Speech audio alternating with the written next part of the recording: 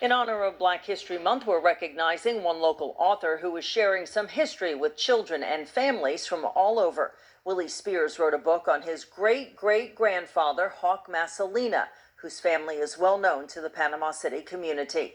News 13's Madeline Bierster spoke with Spears about his book and the importance of passing on the story.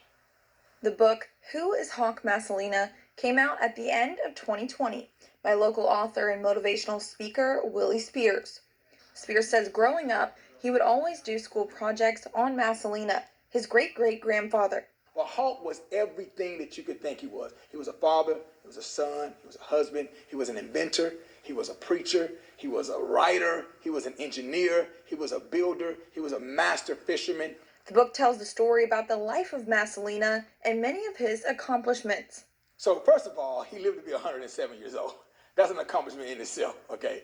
He built this church that we're standing in, not this actual one. The original church was at Redfish Point. Even mentioning this house where his great-great-grandfather took his last breath after serving the Panama City community for over 100 years.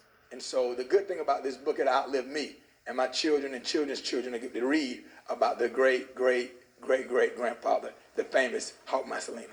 Eventually becoming a single father of 8 children after his wife passed, Hawk Massalina was also a soldier on both sides of the Civil War. Spears' book tells of Massalina being a huge advocate for equality. It talked about how they were fighting against bigotry. It talked about how they said we need to live together in harmony in the 1800s.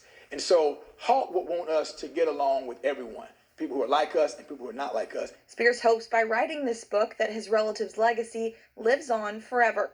In Panama City, Madeline Bierster, News 13, Panhandle Strong.